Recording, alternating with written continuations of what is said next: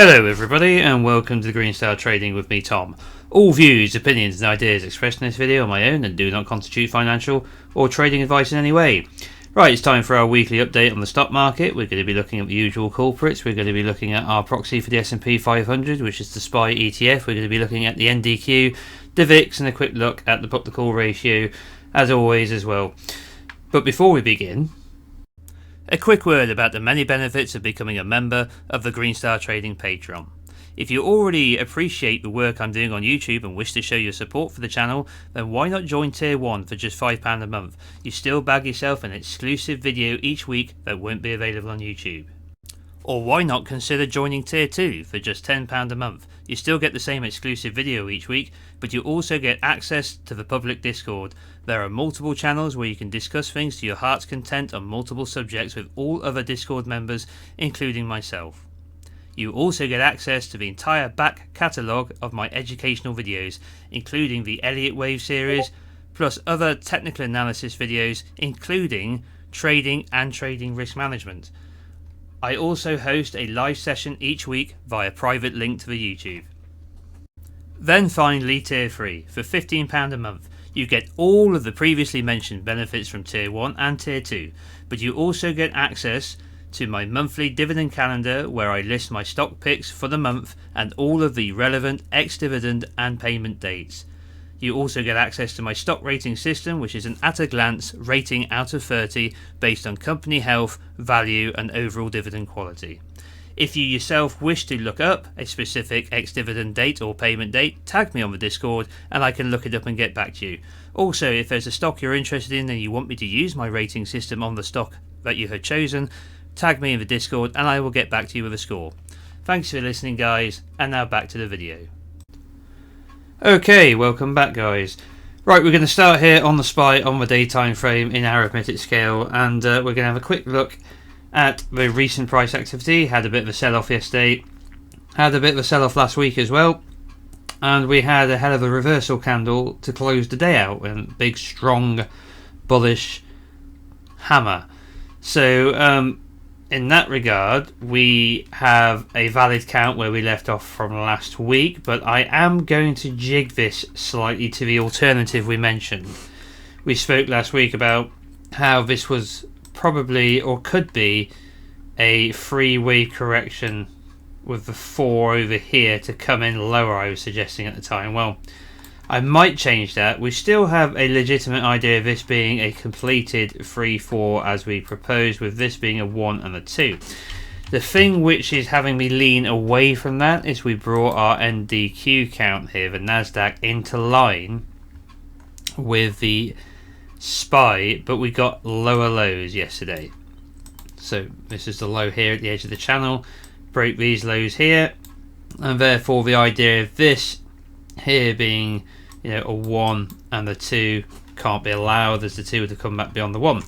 So this does appear to be 3 waves, and then 1, 2, 3, 4, 5 waves for a flat. So I've adjusted that to move the 4 to here. I will now label that ABC. Now it is possible that the SPY is doing something different, but I don't think it's highly probable. I think it's more likely they're doing the same thing. But future price action will tell us either way. So I'm just going to do that now here with the SPY as well. So let's just shift the 4 over to here. We can assume a running flat here since we got what would have been an expansive B wave. So let's just delete that, and we'll say that this is a 3-way structure to here, this is a 3-way structure to here, and then this is a completed 5-way structure to here. So we don't need the 1 and the 2, we can put the 4 here, and all we've done is we've got the exact same count, we just extended the wave 4 here. This, in terms of time frame, I actually prefer, because this now means that this time for this correction has taken 52 days, which is a more a more sizable correction. Fits the idea that this is an intermediate wave 4. Very bullish correction though, because we've come to a new high and finished with a higher low. Now, if we were to break down from here, we can reassess, and since we came pretty much back to trend, we have to be, as I've mentioned before, when we see these kind of conditions arise, we have to be on guard. You don't flip bearish until you've seen evidence to do so, and we haven't as of yet, but we did get close yesterday to breaking trend, and we did get close to causing some serious, well not serious, but some potentially serious technical damage. But buyers stepped in very strongly at towards the day's close to try and reverse that damage, and they did a very, excuse me, that's my phone going off. They did a very convincing job at stopping the sell-off. Okay, I'm just going to put that on silent so it doesn't happen again. You'll have to excuse me for that, guys. I normally always remember.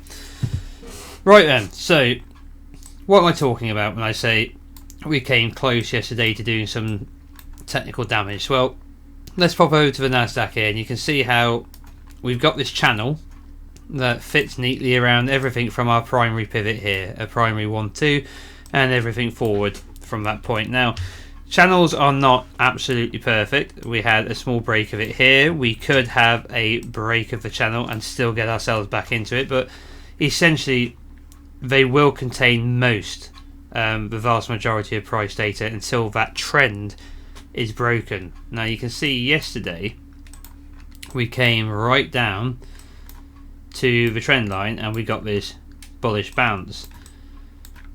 Now we can't really call this a hammer because the tail of the candle would have to be double the length of the head, and we've actually just got it's a bullish candle, there's no doubt. You've got a long wick to the downside, a big thick body, but when we get a hammer, what we are talking about normally is you get some kind of head of a candle and then you get a nice long body like that, and then the body will be at least double the length, if not 3 times the length of the head.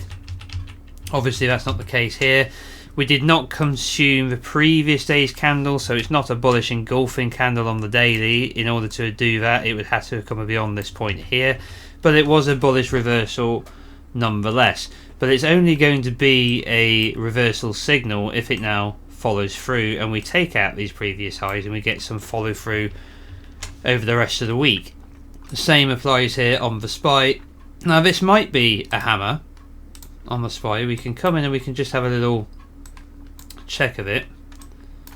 So all we're going to do now is we're just going to take the length of the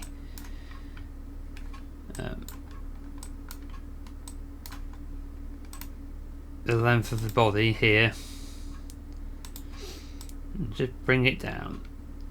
We could fit another body of the candle in again, and let's just move it down again and see if we could fit double. Yes, we could. We could fit 2 bodies within this tail, so this is technically a hammer. This one is, and therefore that's a very bullish sign. But once again, we have still got to follow through, right? Take out these highs here of the previous days. Have a bullish engulfing candle gobbling up these would be very convincing of a bullish reversal. But we're not we're not there yet. It could be a false signal, it could be a false reversal sign, we could have further weakness to come. But for the meantime, I'm going to position C in the 4 here. This is back on the SPY, and we're just going to have a general look at how this feels as a flat pattern. So put our fib there, change it to flat. Now we got a really neat 123.6 target here for the flat. Just peaked our nose above it here with a wick, and we had a wick roughly to it here, essentially topping out a round target for a B wave. This is what we'd expect to see.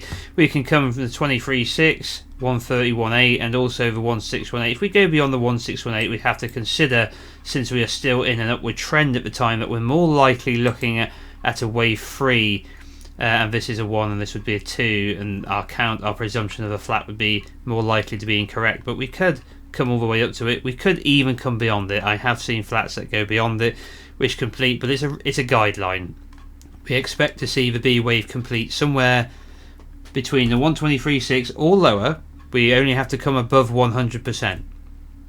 But typical targets are 123.6, 130.18, 1618.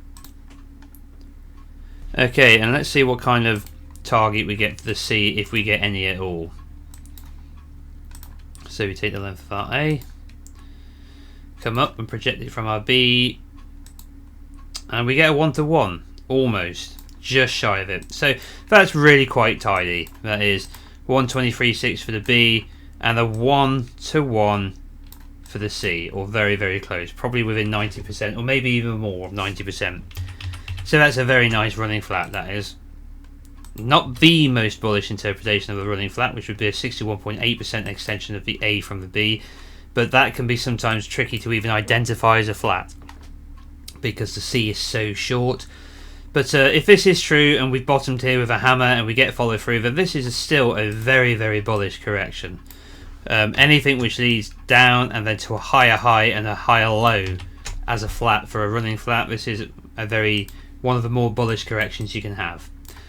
So there's an underlying bid here of, as we can see, this sequence essentially throughout this correction and the prior trend. The sequence of higher lows continues because of the running flat pattern. Right, so there's just an underlying bid here. If all of this breaks down, obviously, then we have to reconsider, because we have, just like in the Nasdaq, we've come straight back to major support. Here's the pitchfork I'm using for the wave 1, wave 2 pivot here on the SPY back here. You can see how this is very strongly correlated with the trend and contained the whole trend from that primary 1-2 pivot very well. We have had a couple of breakouts here, like here, and some small wicks through no bodies here.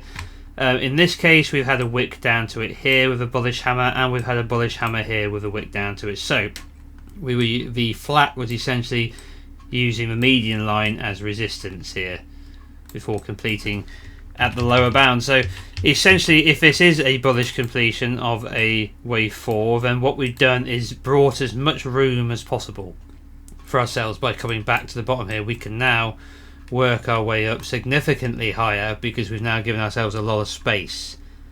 Okay, whereas if we'd completed some kind of curve, we get a triangle or something which completes higher, or even a running triangle where you could complete even higher, this would limit the space we have left to move up.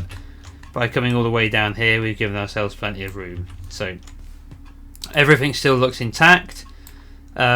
You wouldn't have believed it yesterday when the sell-off started beginning. I believed that we would most likely find support, but a couple of people I know were already on my back saying, "Oh, that's it, we're done, we're going, it's collapsing, it's over." The bears were coming out in force, but the bulls showed up to change that sentiment quickly by the end of the day.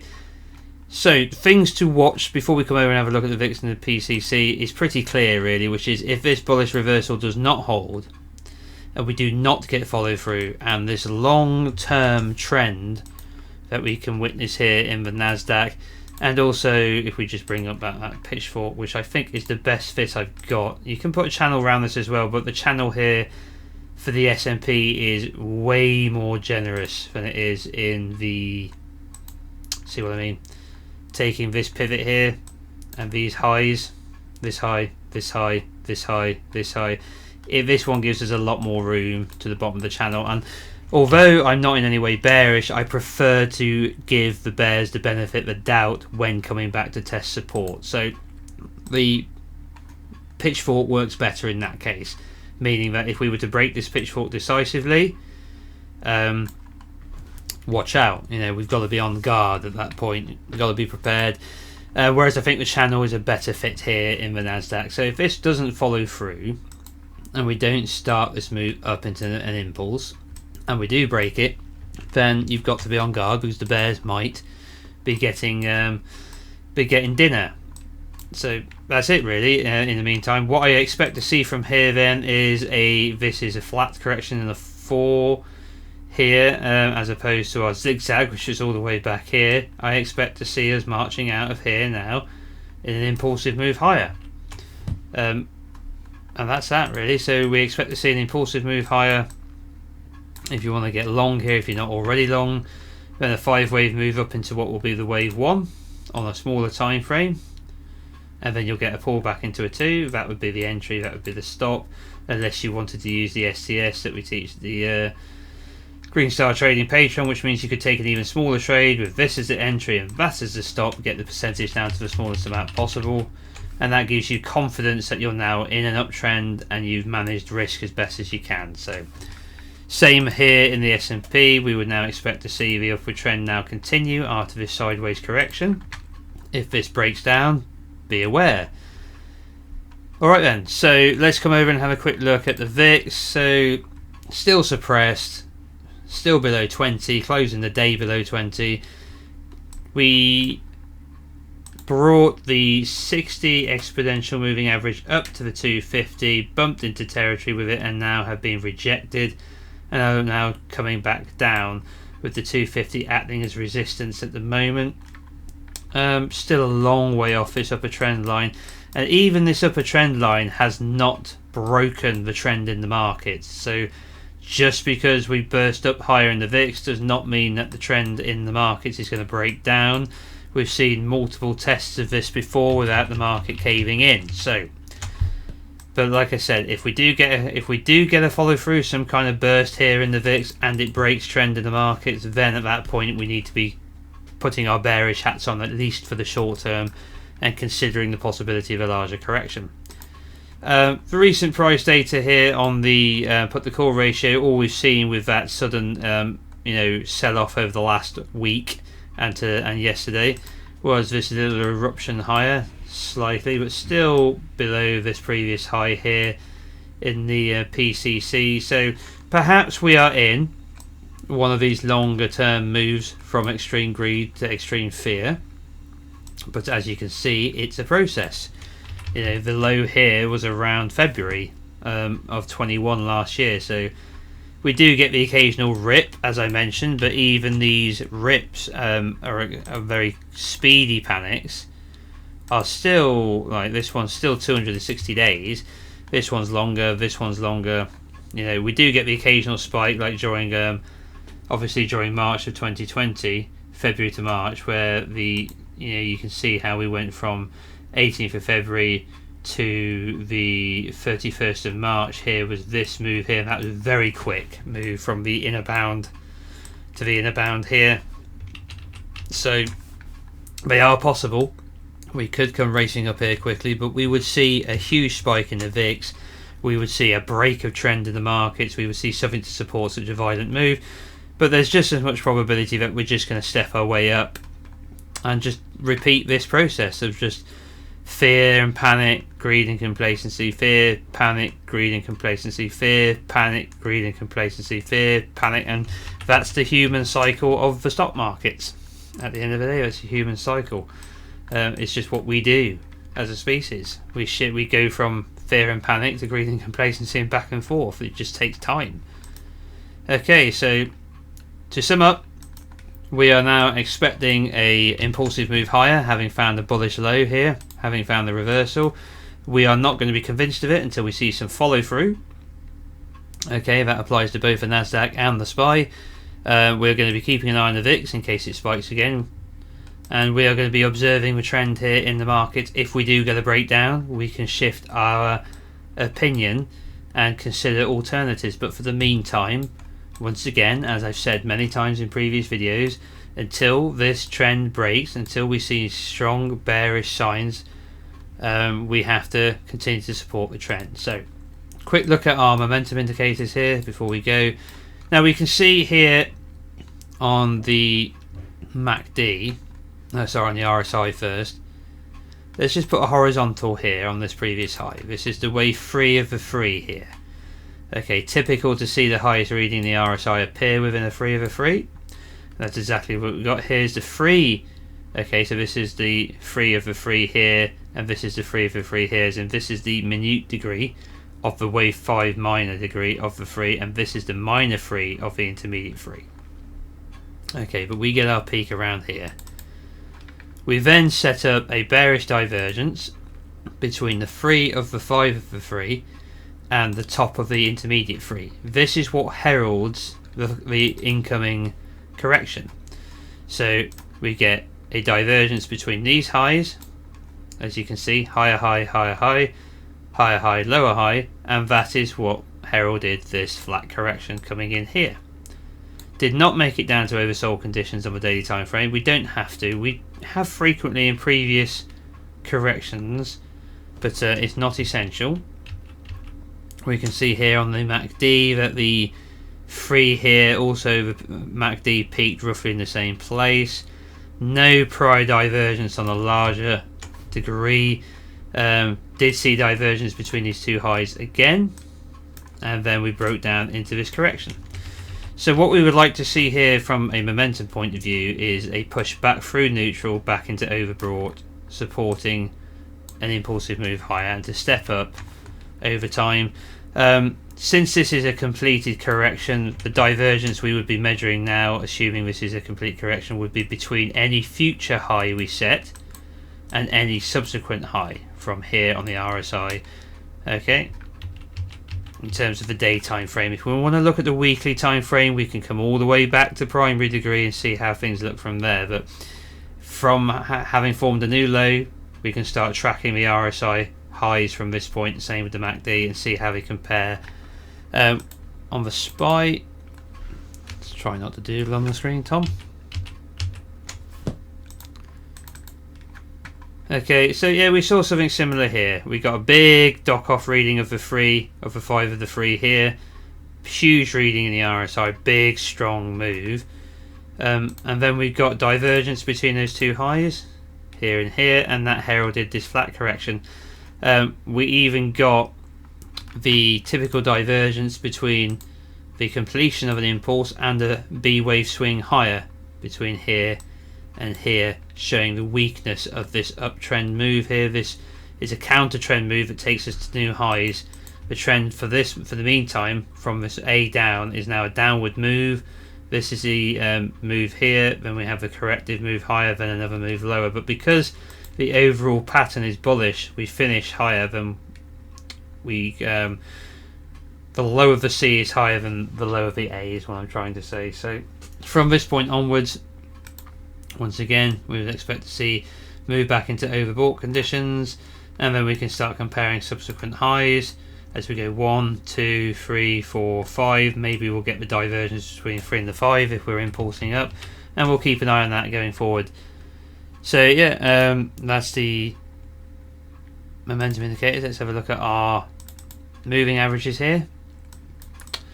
So body, we were determined yesterday to close the body of the candle on the 60 or above it, doing our darndest here. So that's what resulted in this long wick, getting ourselves back above the 60 EMA here. We have put in a bullish hammer below it before and then reversed above it. So it's no big deal if we do finish below it. We've done it back here as well. But we've got another bullish signal here, another bullish hammer here, and then a big gap and a follow move. So we'll see what kind of open we get today. You know, are we going to get a gap out of here? Right? Are we going to get an inside bar? That would be a bit bearish if we don't complete the day. If we get a bullish engulfing here that gobbles up these two previous days here, sets new highs here against these two previous candles, I mean, that would be very bullish. So we'll have to wait and see, but follow through from here now is what I would expect. If we don't get it and we break down, then we have to be on guard and be prepared for something else to occur. Same here, watch the trend, see if we get that impulse high, which is what I'm expecting. But if it doesn't materialize, then the bears do have reason to start considering a larger correction being underway. Alright, so moving averages here, getting the 10 and the 20 are close to crossing over the 60 on the daily. Okay, but we've seen that many times before. Here, here, here. It is not a sell signal in itself. Often it symbolizes the lows coming in, is what it often actually means. Hasn't occurred yet, but it could do, and that could very much symbolize the lows forming here. Okay, a long way off the 250. How's it look on the weekly? We broke through the 20 on the weekly time frame, which is the blue line. That's a little more bearish than we've seen before. A little bit more bearish. Here's two bodies above the 20 and wicks. Here's bodies above the 20 and wicks through it. Here's bodies above and around the 20 and wicks through it. And here's a full body below the 20. Now, it's early week. Right, we could finish the week back up here, potentially. Now, if we were to close the week down here below these levels, that would be unusual behaviour and more bearish than what we've seen prior. And how would that look on the weekly on the SPY? Now, on the SPY, we came straight to it, straight to the 20. Okay, we've wicked through it here, we've wicked to it here, bodied above it here, and we wicked to it here. Got a nice bullish candle. So operating as support on the daily time frame, weekly time frames. Excuse me. All right then, guys, that's all I've really got for you at the moment. Keep an eye on that trend. Keep an eye on those supports. See if we get an impulsive move. See if we get follow through to this. The bulls came in nice and strong yesterday. They came in nice and strong. They finished the day very convincingly. So we would expect to see bullish follow through from here. But if it doesn't materialise, just be on guard and keep an eye on the VIX. Alright guys, take care of yourselves. If you're new to the channel and you've liked what you've seen, please feel free to subscribe, smash the like, hit the little bell notification icon to remain informed of future video releases. Feel free to leave us a comment in the comment section below. And as always, a big thank you to my Patreons. If you're interested in joining the Green Star Trading Patreon, there's a link in the description box below. Head over, have a read of the tiers, see if there's anything you're interested in, and feel free to sign up. Also, if you're not following me on Twitter yet, please do so, as I post a notification of all my new videos to Twitter, just in case people aren't receiving them on YouTube. Alright guys, take care of yourselves. I'll be back with you later in the week. All the best. Bye bye.